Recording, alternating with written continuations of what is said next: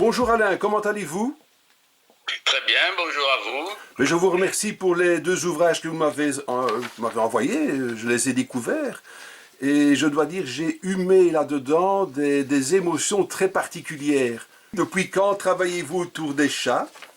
Bien, voilà, les livres que je vous ai envoyés, comme deux autres d'ailleurs, sont des livres que j'appellerais du fantastique du quotidien. Mhm. C'est-à-dire, c'est du fantastique parce que ce sont des choses qui sont vraiment imaginaires, qui ne peuvent pas arriver, mais c'est du quotidien parce que c'est la vie de tous les jours et c'est, je vais dire, quelque chose qui ne peut pas arriver. Par exemple, donc le chat qui aimait la mer, on est dans la tête d'un chat. C'est le chat qui raconte l'histoire, enfin il raconte, qui pense l'histoire. Donc jusque-là, rien d'extraordinaire, sauf qu'un chat, on ne sait pas ce qu'il pense. Et alors, quand... Oui, C'est Smokey le Marseillais, lui. c'est Smokey le Marseillais. Donc lui, évidemment, il voit que les humains font telle et telle chose, il ne comprend pas trop, il les décrit. Le lecteur comprend ce que fait le personnage humain, mais lui, le chat, il continue dans son monde. Et je me suis donné aussi des contraintes, il ne faut pas que ça soit un dessin animé, il n'a pas le droit de parler, il ne fait que penser, etc. Et il a des petits procédés littéraires, comme par exemple quand il a un sentiment humain, je lui mets un vocabulaire animal, et réciproquement. Alors, on fait un grand bond en arrière. Vos Oui. premières émotions littéraires, quand vous étiez jeune, c'était... Les émotions littéraires, j'ai été élevé dans un quartier très populaire d'Alger où il y avait différentes langues. J'en avais des amis qui parlaient arabe, d'autres hébreu, il y en avait qui parlaient italien, espagnol, français. Et tout ça m'a donné à lire des traductions, des choses. Et puis j'ai toujours voulu écrire. Ah, d'accord. Et j'étais assez doué dans les matières littéraires. Lorsque j'ai passé mon premier baccalauréat, donc c'était juste au moment de l'indépendance de l'Algérie, j'ai eu 19 sur 20 en français et j'ai eu 5 en maths, qui étaient ridiculement bas. Et mes parents m'ont dit non, tu dois faire des maths et non pas de la littérature. Et donc, comme les gauchers contrariés, j'ai fait des études de mathématiques, d'informatique, etc.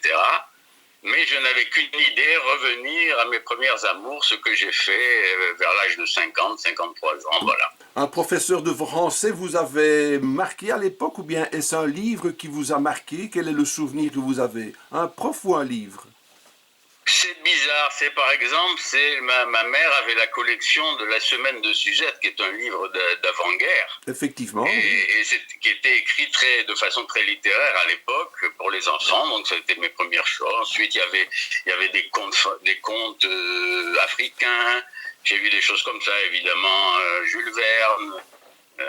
Je lisais beaucoup, je m'intéressais à beaucoup. Donc, alors, vous me dites une carrière dans un tout autre domaine, évidemment. Parlez-nous en 3 mots de cette carrière fulgurante, alors. Eh bien, j'ai eu une carrière d'abord dans l'informatique, avec la chance qu'à l'époque, l'informatique naissait. Donc, je fabriquais des systèmes. Vous voyez, par exemple, Windows, le système sur Google, etc. On les fabriquait. C'est une Voilà. autre époque. Alors je connais l'intérieur de l'informatique, je ne sais pas forcément m'en servir. C'est pas On est dans parce les qu'un années ingénieur 70, 80 a fait là. une voiture, pardon. On est dans les années 70 ou 80 là. Oui, enfin, 60, à partir de 69, 70, j'ai terminé mes D'accord. études très vite. J'ai sorti d'HEC à 21 ans. Vraiment Oui, les j'étais premiers. dans les années 70. Donc les oui. premiers balbutiements de l'informatique, donc voilà. Oui, oui. C'est la. J'étais le premier qui a réalisé en France, par exemple, le téléchargement des programmes. D'accord. Je me souviens que j'avais un ami qui travaillait dans le domaine aussi. C'est vrai qu'on ne savait pas s'arrêter à cette époque-là, tellement la recherche était impressionnante, il y avait des découvertes impressionnantes. Et je me souviens d'une époque où il passait des nuits entières parce qu'il ne voyait pas le temps passer, il était surpris des merveilles qu'il découvrait. Vous avez connu un petit peu ces émotions? Oui, et moi ce qui m'a aidé beaucoup aussi, c'est je lisais bien l'anglais et qu'à l'époque, toutes les brochures étaient en anglais. D'accord. Et donc mes collègues étaient un peu plus perdus que moi, ça m'a permis de percer. Ensuite, j'ai fait de la gestion. D'accord. HEC, ça forme à ça, donc j'ai géré des milliards et des milliards. Et puis j'ai eu quand même quelques petits ennuis parce que j'ai une morale très stricte, je veux pas faire d'entourloupe, etc. Et ça a gêné des gens, qui fait que j'ai transigé vers l'âge de 50 ans d'avoir une retraite anticipée. Et je suis parti en Italie, un peu loin. J'ai fait de la traduction, j'ai travaillé dans une entreprise informatique italienne. Vous avez traduit Alessandra Viotti. Par exemple, voilà, ça c'est ma dernière traduction récente. D'accord. Et il y a une J'ai préface. traduit quelques livres pour des éditeurs français, D'accord. des livres pas forcément littéraires, un ou deux littéraires, mais aussi des livres scientifiques, des livres de vulgarisation médicale, etc. D'accord. Alors, bon, je reviens à les toutes premières paroles de cet entretien. Évidemment, vous voyez votre vie, votre entourage, vous regardez autour de vous en curieux, en observateur, et ce que j'ai beaucoup apprécié dès les premières lignes, c'est ce que nous vivons au quotidien, mais on ne sait pas l'exprimer de cette façon-là, nous. Comment... Non, je truque un petit peu. Par exemple, j'ai un livre que vous n'avez pas, les choses sont racontées par des objets, ce qui est encore plus difficile parce qu'ils ne peuvent se mouvoir que si des êtres humains les portent, etc., etc. Et dont un stylo qui, évidemment, lui, il est savant, il fait lire et écrire. Et il dit d'ailleurs, les humains croient qu'ils écrivent et qu'ils me prennent pour écrire, mais pas du tout, c'est moi qui leur suggère les idées, ils ne le savent pas. Bon. Et si vous voulez, voilà, je fais des choses comme ça, et alors j'ai des procédés pour essayer que ça soit réaliste. C'est pour ça que je crois que, et pour tromper, par exemple, dans cette histoire du stylo, au début, vous avez quelqu'un qui est sur un guéridon à côté de livres. Vous dites, mais qu'est-ce qu'il fait ce type sur un guéridon à côté de livres? J'ai pensé à vous, hein. Je savais que vous alliez parler de cela. Voilà. Alors au bout d'un moment, on s'aperçoit que c'est un stylo. Et le lecteur se dit, ah ben oui, c'est normal, c'est un stylo, c'est normal que ça soit sur un guéridon. Et si le lecteur dit c'est normal, il est piégé. Et il rentre dans mon truc fantastique, mais en y croyant. Alors, je viens maintenant dans notre série des chats. Donc, vous avez démarré, je pense, avec le chat qui aimait la mer. Oui. Comment trouve-t-on un éditeur? Expliquez-moi votre petit parcours du combattant pour trouver cet éditeur qui est Marigan. Oui, Morrigan. Ça s'est fait en deux temps. Un premier temps, j'ai vu sur Internet qu'il y avait un concours un roman policier. J'avais jamais écrit ça, j'aimais pas trop ça, mais je me suis dit après tout. Et les juges de ce concours étaient des lecteurs eux-mêmes que l'éditeur convoquait par Internet, il leur donnait les manuscrits, mettait des notes, etc. Et j'ai été primé et j'ai été publié par cet éditeur parisien sur ce livre qui a fait une belle carrière.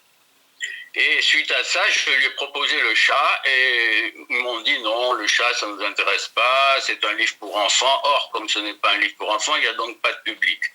Ah oui, voilà. C'était le raisonnement. Et par miracle, une amie m'a dit, mais moi j'ai quelqu'un de connaissance. Ah oui, l'amie dont je traduisais les livres en italien, elle m'a dit, j'ai quelqu'un que je connais et qui cherche des gens à faire des livres pour enfants. J'ai dit, bon, ben, je vais déguiser mon chat en livre pour enfants. Il faut dire que ce chat avait été publié en Italie chez un grand éditeur, mais pas exactement le même livre, un livre plus court, qui correspond à la première partie en gros. Et donc cet éditeur a lu le livre et m'a dit, bon, ben écoutez, vous en coupez la moitié, c'est bon. Moi j'ai oublié, j'ai coupé le quart en disant, ça y est, j'ai coupé la moitié, et l'affaire a été faite. Et le livre a très bien marché, c'est le livre qui a mieux marché.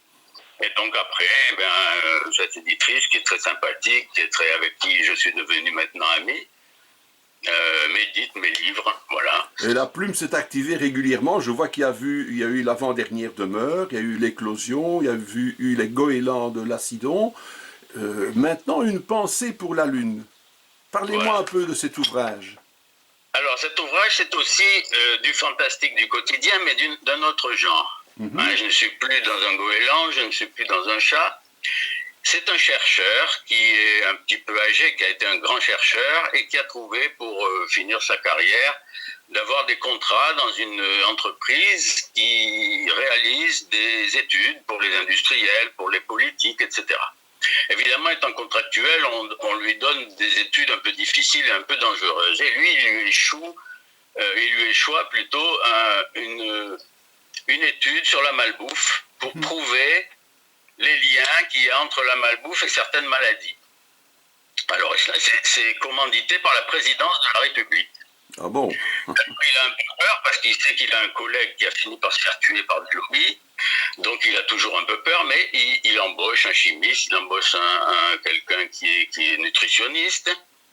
Et puis il fait cette étude sérieusement, il avance et ça se passe bien.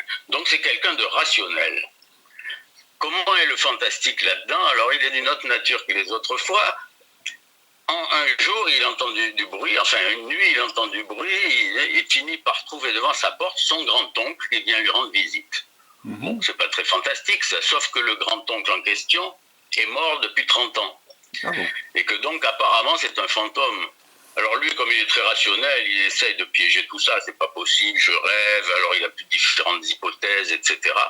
Et ce fantôme l'emmène dans le temps, voir Chopin jouer à un concert, alors ça lui plaît beaucoup. Il essaye quand même d'amener le fantôme à lui dire l'avenir, pour savoir s'il va mourir ou pas, si les lobbies vont choper ou pas.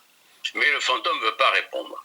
Alors il a différentes hypothèses et à un moment il se dit, mais n'est-ce pas mon chat qui serait médium? Alors il fait des expériences avec ce chat, il l'emmène dans des endroits et il dit, mais là c'est bizarre, parce que par exemple il va dans une église de Marseille et il voit Chopin et il l'entend en train de jouer du Schubert à l'orgue pendant un enterrement. Il dit, alors là, c'est pas possible, ça peut pas être, alors c'est vraiment un rêve, parce que ça c'est pas vrai. Alors il rentre chez lui, il regarde sur Internet et il s'aperçoit que c'est vrai.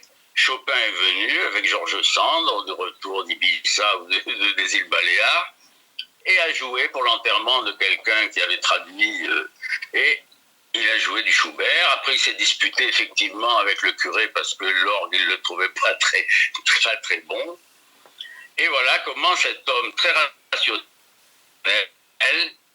va dans l'irrationnel, ça lui permet de supporter son angoisse, ça lui permet notamment de se dire, eh bien, s'il m'arrive malheur, eh bien, je vais dans l'éternité. Et c'est pas mal l'éternité. Alors, le petit procédé littéraire, cette fois-ci, je vais le dévoiler quand même, parce que même si on lit, c'est pas grave. Cette personne, pour donner le sentiment que c'est éternel, le grand-oncle ne parle qu'au présent de l'indicatif, jamais de futur. Parce que pour lui, il n'y a pas de temps, c'est l'éternité. Et quand ils se promènent ensemble dans des promenades comme ça, tout le récit est au présent. Alors c'était un concept que j'avais, disons, un peu intellectuel, ça. Et quand je l'ai réalisé et que j'ai relu, je me suis dit, mais ça donne une atmosphère bizarre, qui est réaliste du présent de l'indicatif, on n'a rien à lui reprocher, mais qui donne une atmosphère bizarre. Voilà l'histoire. Et alors, l'image de la couverture plus le titre ne sont justifiés que dans les dernières lignes. C'est ma coquetterie.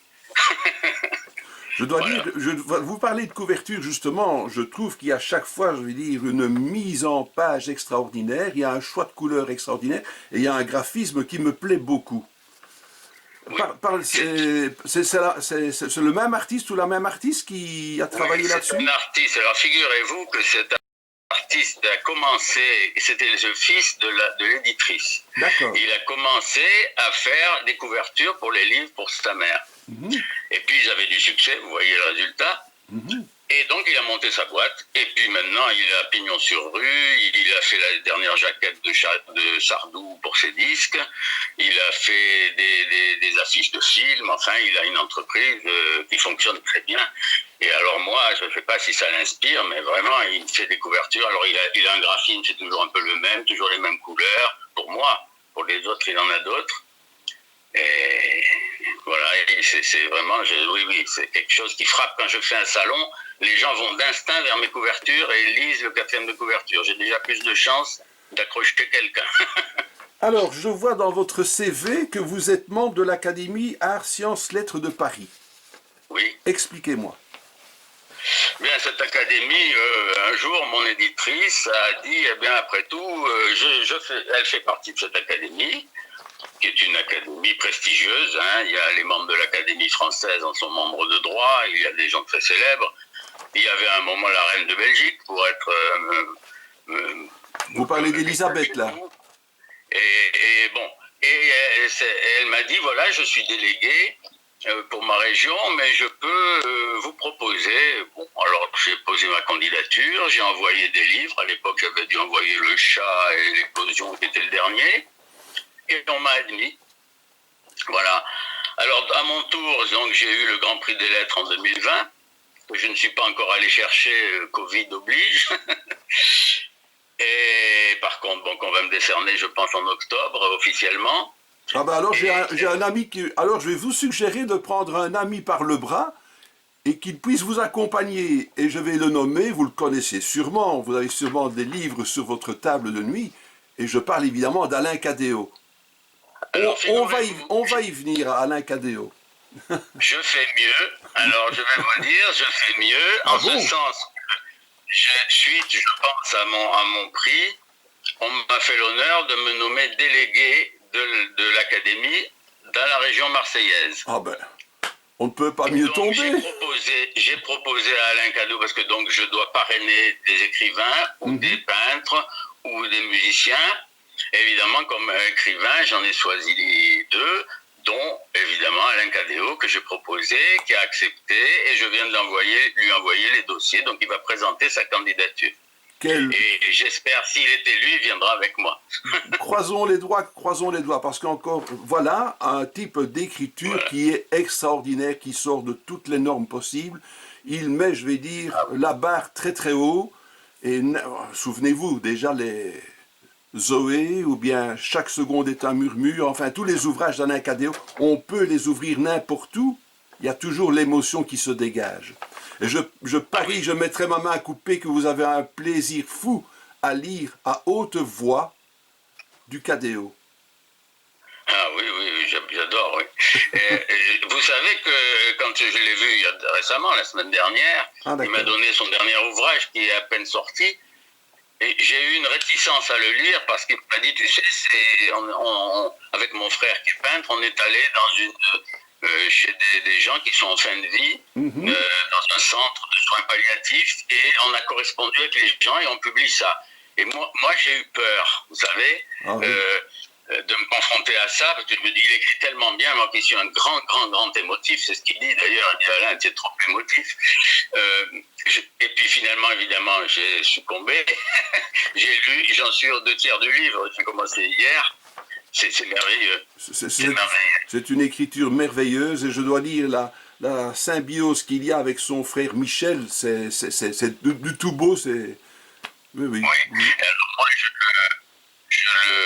c'est un peu un de mes phares. J'essaye. Il a fait 20 livres, j'en ai fait 10, vous voyez, je suis le petit dernier.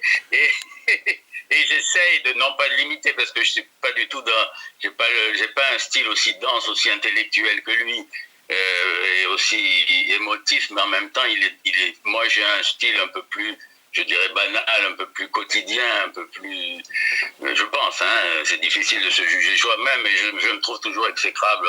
La dernière fois, on s'est quitté, il m'a dit, mais ton dernier livre, tu me l'as pas porté. Je dis, tu sais, j'ai encore aucun jugement, à part un libraire qui apprécie les livres, qui a l'air d'aimer, Mais j'ai aucun jugement, alors tu sais, c'est peut-être de la merde. Il m'a regardé, il m'a dit, comment c'est de la merde? Mais c'est pas possible que tu fasses de la merde. J'ai dit, bien sûr, c'est possible. Tout le monde, un jour, fait un livre qui est de la merde.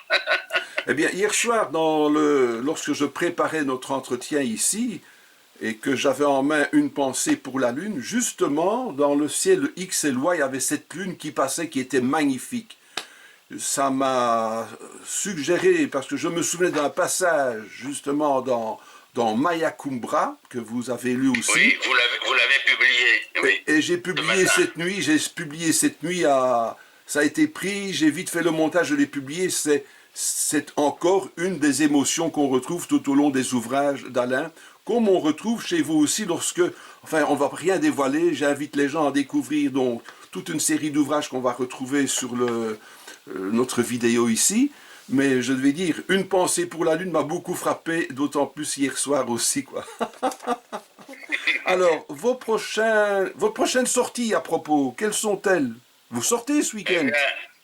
Malheureusement, vous savez que tout a été plus ou moins annulé. Je devais notamment aller à Mons, Ah oui. où avec mon éditrice, nous sommes allés, d'ailleurs, la première fois où nous sommes allés, c'était une autre catastrophe. C'était le moment où Bruxelles a été bloquée à cause des frères Calcal ou je ne sais quoi, dès qu'ils avaient fait des attentats à Paris. Donc je me suis exfiltré par l'île, ça a été rocambolesque. Cette fois-ci, il y a eu le Covid, mais la prochaine occasion, on ira. Il y a une queue qui vient de passer derrière vous. Ah oui, oui, c'est Pistache. Ah oui, oui, regardez, elle est là, regardez là. Oui.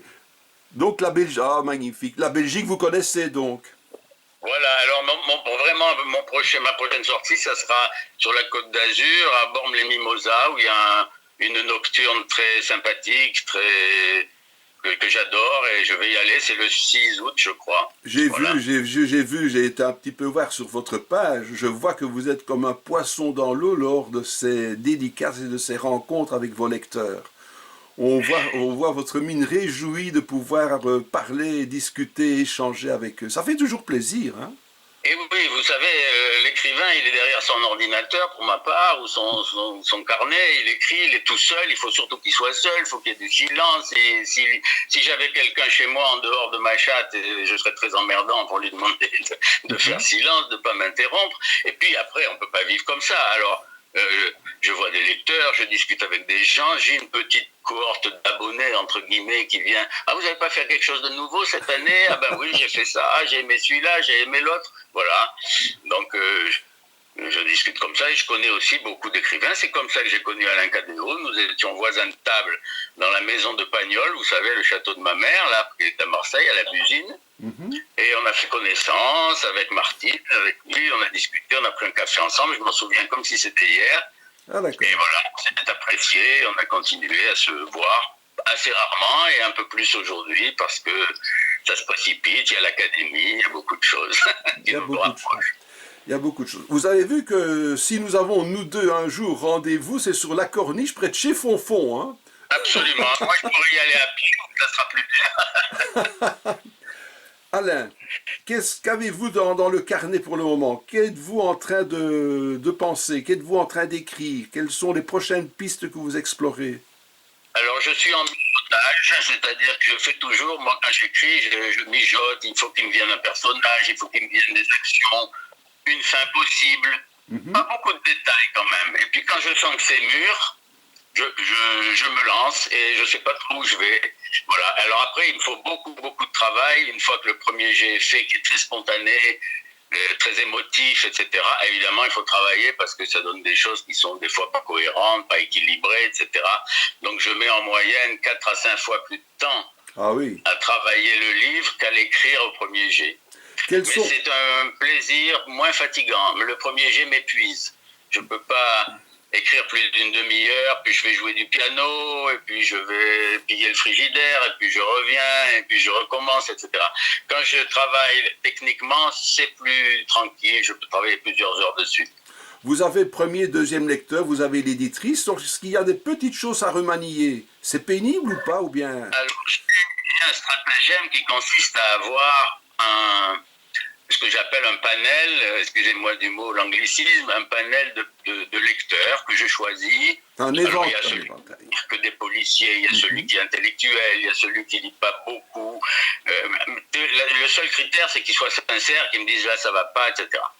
Quand ces gens, une dizaine de gens ont lu, quand j'ai 3-4 remarques qui vont dans le même sens et qu'en plus, moi, j'avais le sentiment que j'étais pas arrivé très bien, je refais. Par exemple, dans le dernier, le Pensée pour la Lune, j'ai refait entièrement les 5 derniers chapitres. On m'a dit, à la fin, ça se traîne, il n'y a pas assez de suspense, la fin n'est pas assez forte. Bon, et j'ai repris, etc. Après, on ne peut pas refaire lire aux mêmes, parce qu'ils ne voient plus le même livre, ils ne savent plus où ils en sont, encore pire que moi. Donc, j'ai fait lire alors des personnes très lecteurs, très amateurs de vraie littérature. Et là, ils m'ont dit, alors c'était quelqu'un de sincère notamment, qui m'a dit, tes autres livres, je les ai bien aimés, mais alors celui-là, j'en ai même pleuré. D'accord. Bon. Alors, je me suis dit, je vais donner à l'éditrice qui m'a demandé des... Pour une fois, j'ai refusé les changements qu'elle me disait parce que j'ai fait une fin, comme vous avez dû voir, un peu ambiguë. Chacun peut trouver ce qui... Et elle me disait, non, la fin, c'est celle-là et il faut que vous la disiez dès le début. Je dis, non, je ne veux pas ça. Oh, bon, c'est un petit peu pas accroché, mais bon. Et puis après, on a mis ça plutôt dans le 4e de couverture, et puis on a trouvé un accord, et voilà, le livre est né comme ça. Mais j'ai encore pas trop de retours, bien sûr, il est tout jeune, il va sortir au mois de juin, là, il a dû sortir. Ah ben voilà. Eh bien, je pense qu'il est l'heure de l'apéro maintenant. Oui. Je vous remercie beaucoup pour cet entretien, nous avons fait comme ça connaissance. Je vous souhaite un très bon week-end. Eh bien, vous aussi. J'ai été très content de m'entretenir avec vous et à très bientôt. À bientôt. Au revoir Alain. Au revoir. Alors, comment...